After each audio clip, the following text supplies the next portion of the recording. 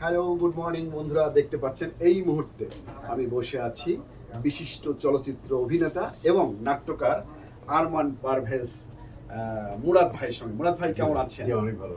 আমার অনেক সৌভাগ্য যে আজ সকালটি আমার খুব শুভ হয়েছে।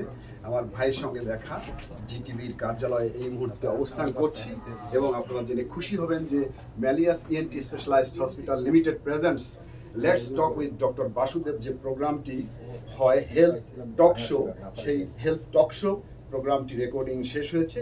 আমি একান্ত পেয়েছি আমার ভাইকে।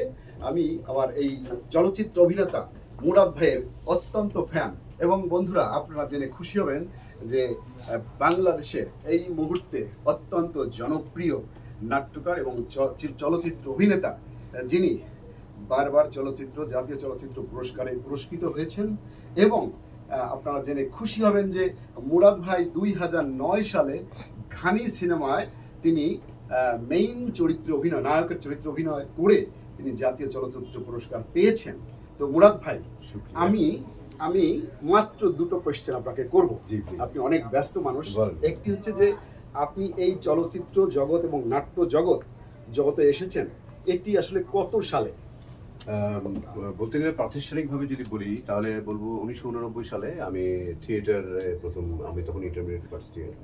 তো থিয়েটার এবং তার কিছুদিন পরেই কবিতা আবৃত্তি পরিষদ, এই দুটো দলে কবিতা এবং মঞ্চনাটক দুটো কাজই প্যারালালভাবে আমি এই শিল্প চর্চা করতে থাকি। আচ্ছা, আর আরেকটি কোয়েশ্চেন, সেটি হচ্ছে যে সাধারণ দর্শক জানতে চায় যে আপনি এ পর্যন্ত টোটাল কতগুলি চলচ্চিত্র অভিনয় করেছেন? আচ্ছা, মূলত তো আমি টিভি আর্টিস্ট হিসেবে শুরু করি, সেখানে আমার শত শত নাটক 1000 পার হয়ে গেছে। সিনেমা আসলে বেশি করা হয়নি, কারণ সিনেমার গল্প এবং একটু ভালো সিনেমা, তো সেজন্য আমি বলতে চাই যে আমার মোট প্রায় 12টার মতো সিনেমা, কিন্তু সবগুলো সিনেমাই খুব চমৎকার গল্প এবং খুব এগুলো আসলে বাংলাদেশের গল্পকে বলবে। বাংলাদেশের খুব সুন্দর সুন্দর কিছু সিনেমায় অভিনয় করার সুযোগ পেয়েছি। জি, আমার বন্ধুরা আসে। Thank you. বন্ধুরা জানতে পারলেন, আমাদের মুরাদ ভাইয়ের জীবনের গল্প শুনলেন।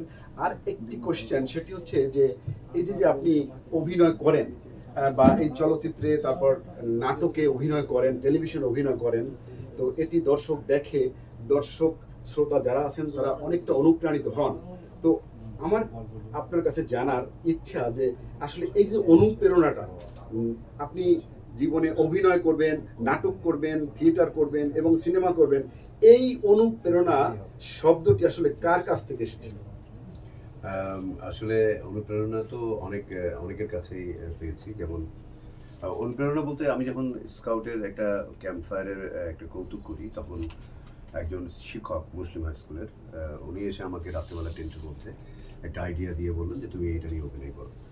তখন আমার মনে হয়, আরে তার মানে আমার কিছু অভিনয় হয়। তা আমার কাছে মনে হচ্ছে যে উনি আমার প্রথম অনুপ্রেরণা দিলেন, যে আমি পারি বলে উনি একটা আইডিয়া দিয়ে আমাকে একটা আটার মিল ছিল, কৌতুকটা অসাধারণ ছিল। আমি স্কুলে 3-4 বার প্রতি বছরই আমাকে এটা করতে হতো এবং এছাড়া আমার মা, আমার বন্ধুরা, আমার বোন ভাই বোনরা, আমার আত্মীয় স্বজন সবাই আমাকে খুব অনুপ্রেরণা দিয়েছে এবং আমার মঞ্চান্তক দেখতে এসছে আমার পরিবার থেকে।